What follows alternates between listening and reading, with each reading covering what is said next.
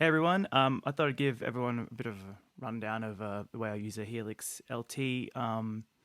Usually in DC death rays, I split the signal, and over the years I've sort of built these rigs that, have Y splitters and ABY and whatever it is and go to different DIs. But more recently I've been using the Helix and I figured out, I think so far, the best way that I've found to sort of do this kind of thing. And I thought I'd sort of share it with anyone in case they were interested on doing something similar, and they had a Helix. Now I'm using the Helix LT, so I've got a fair few blocks available to me. But if you essentially had a Helix like a HX Stomp, you could do it, but you'd be limited in the amount of blocks you have, only slightly. So the way I've sort of have it set up is I have two parallel paths. You can see here, this is my guitar path, and this is my bass path. Now, at the start of each path is a volume pedal. Now, these volume pedals, what they do is they open and close the path. So these, at the moment, I've got what I call a clean sound, which is just a guitar. And so this one, you can see the volume pedal is on, which is and it's closed. So that means there's no bass signal coming through. And so at the guitar path, let's look at it. We come in, we've got volume, we've got pitch, distortion, reverb, delay, and then we've got a send. Now this send here goes to an amplifier for me on stage, for stage sound, because I think it's important to have stage sound. And B, it's also a bit of a redundancy thing. And C, we can kind of have guitar on the left side of the PA, and then we can have the guitar amplifier, like the Helix on the left and then the guitar amplifier on the right, and kind of get a bit more of a stereo spread. After that, we've got essentially JCM 800 style amp, and then a couple of cabs with different mics.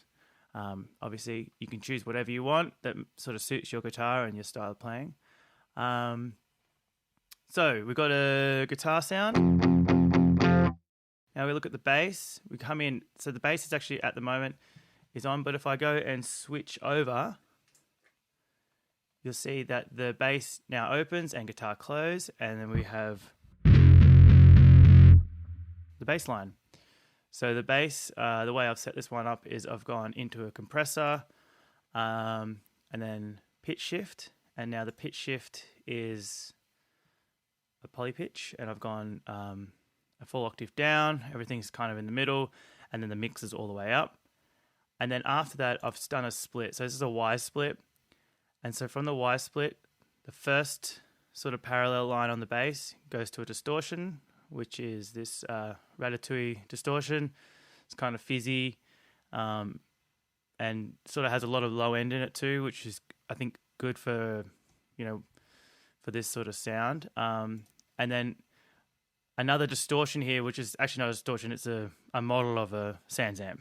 So I can then come out of this multi here, which is coming out of the XLR, and also the 1/4 inch output. So that 1/4 inch output can then go to a bass amp, and you're not going to have modeling essentially going through an amp and speaker, but you'll get a preamp sound going through that. So let's go back to the split here.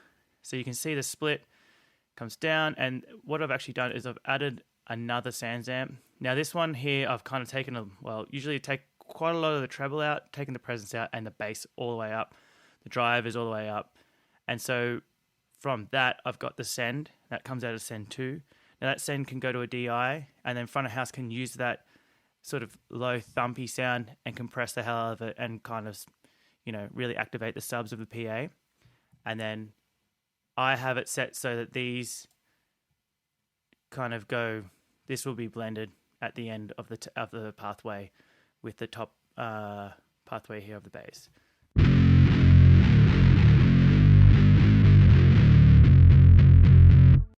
So you kind of get a little bit of the clean sound in there with the fizzy, but it's mostly the sort of distortion taking over. But I think having a bit of that cleaner thump in there gives the bass a bit of definition. Now, because I'm using the XLRs, the guitar one up here, I've got it panned all the way to the left, and then the bass I've got panned all the way to the right. So they're coming out left and right. and then you can use those outputs as you need. So then when you want to add the two, obviously you get guitar and bass at the same time.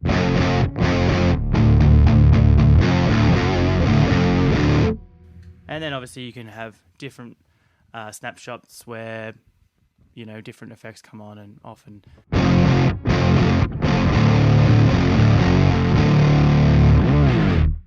yeah, and essentially that's it. So yeah, let me know if you've got any questions. Always keen to spread the knowledge and help out any way I can. Cheers.